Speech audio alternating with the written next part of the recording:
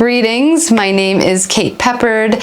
I am a yoga teacher from Heath, Massachusetts, and I am here to welcome you to the Chair Yoga series, which is being sponsored by the Rowe Cultural Council and in turn sponsored by the Massachusetts Cultural Council. This is going to be a series of 6 live classes on Zoom in the spring of 2021 and another 6 classes live in the fall of 2021. We're going to offer all of these classes recordings of these classes, I should say, on the Rowe Cultural Council website.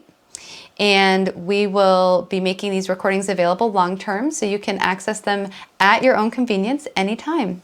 So we welcome you to this series. Thank you for taking a look at this introductory video. I'm just going to be talking a little bit about chair yoga and the props that we're going to be using, and then going through the 6 movements of the spine, 6 core movements in yoga for spine health.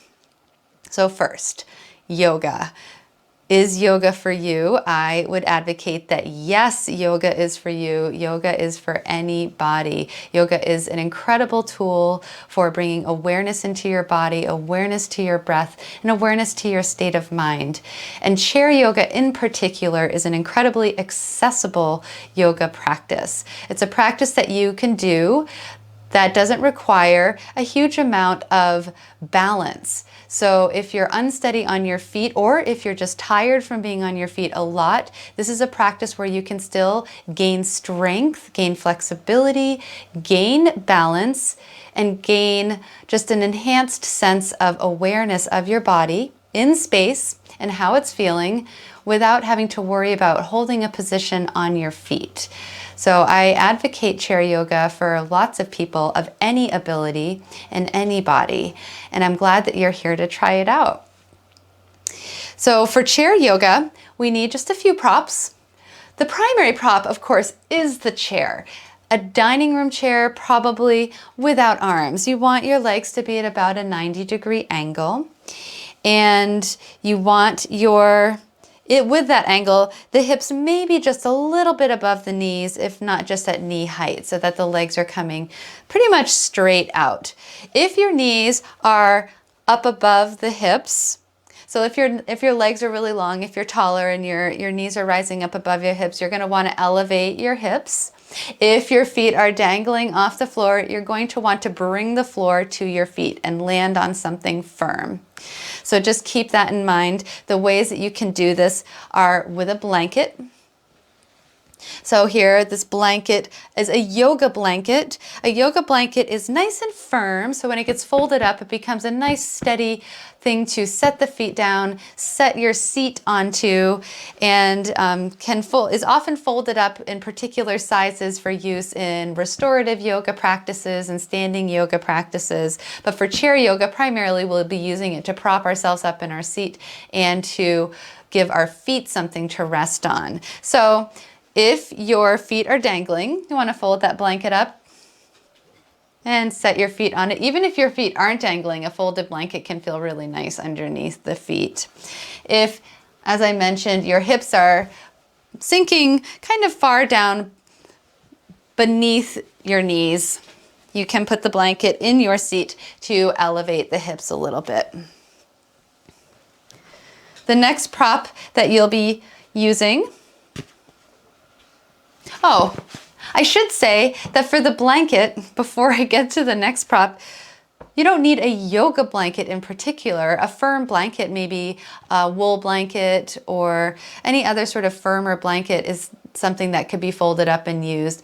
I wouldn't recommend necessarily using a puffy down comforter or anything like that that compresses down further. Just something that can fold up and be firm is completely fine. It doesn't have to be a yoga blanket. Blocks.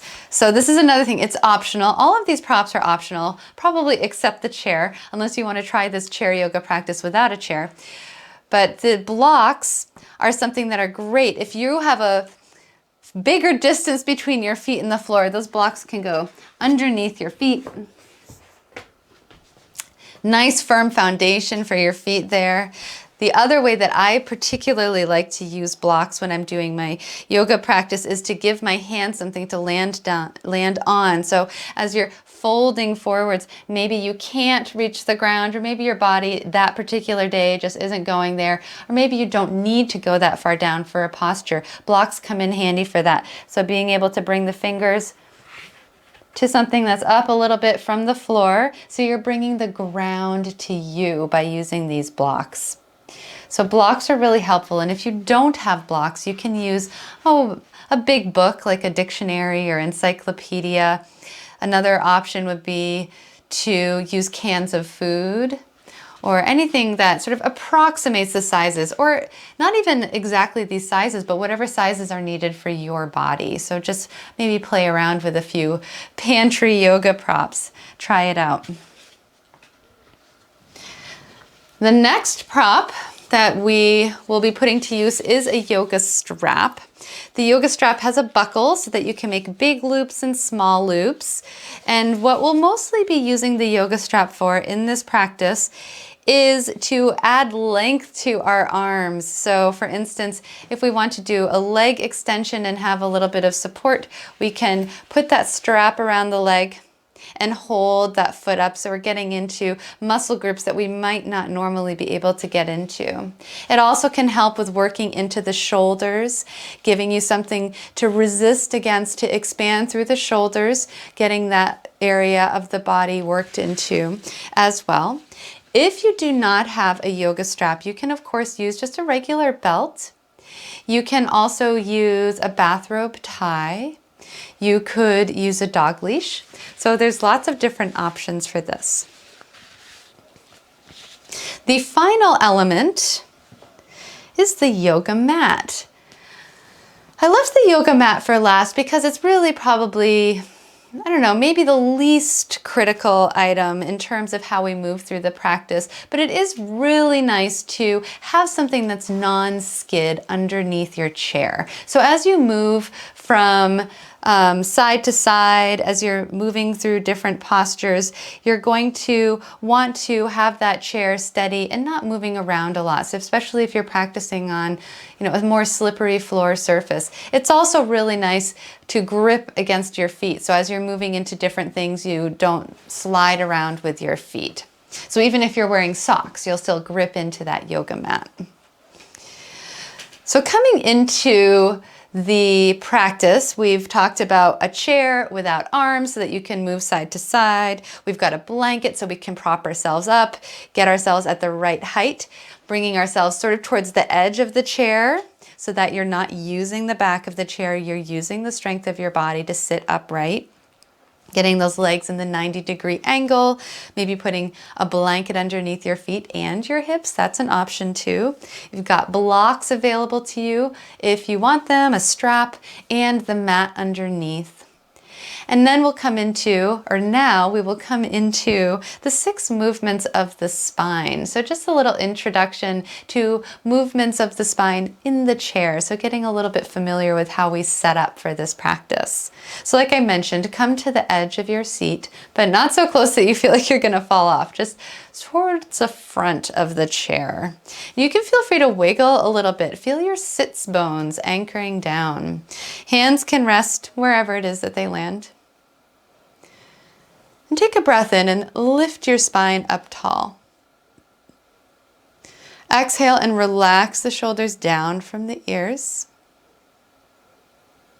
Maybe even close your eyes and just take a couple of breaths here, feeling the body, just noticing how it feels in this moment. Are there parts of you that feel really stiff? Are there parts of your body that you're just really noticing right now?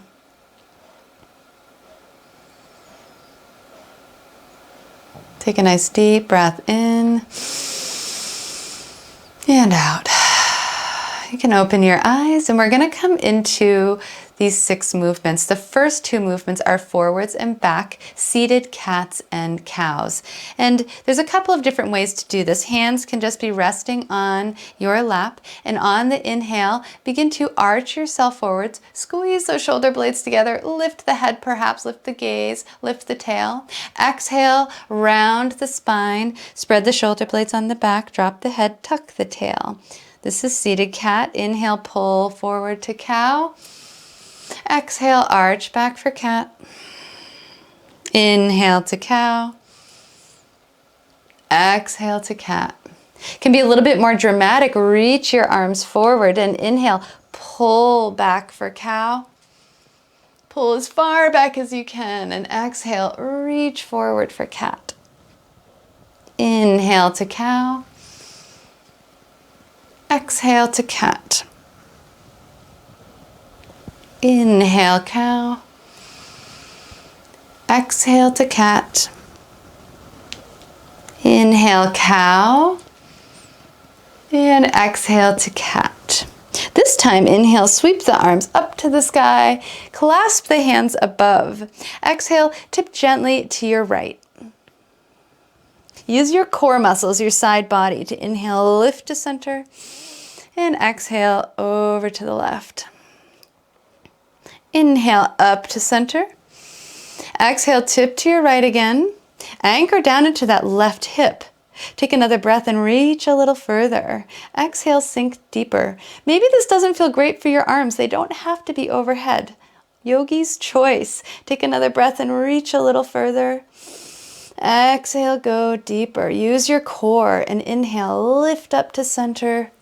Exhale, over to your left. Anchor into that right hip. Take another breath and reach. Exhale, go deeper. Take another breath, reach a little further. Exhale, deeper down. Use your core and inhale, lift up to center. And exhale, twist to the right. Bring the arms down. Send the gaze over the right shoulder. Inhale, sweep the arms back up. Touch the hands above. Exhale, twist to the left. Inhale, sweep up. Exhale, twist right. Inhale, up. Exhale, left. Inhale, up. And exhale one more time to the right. You can hold here. Send the gaze over that right shoulder and take a few breaths. Maybe each exhale you go a little bit deeper, but maybe you just stay where you are. Just notice what your body needs.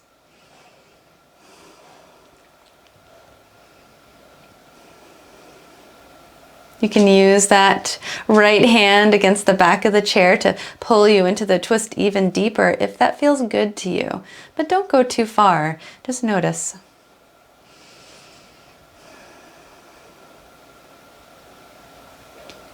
Inhaling, sweep those arms back up to center, hands touch, and then exhale, twist over to your left. One more time. Send the gaze over the left shoulder. Breathing here, just noticing how the breath feels, noticing how your body feels. Noticing if you want to go deeper on your exhales.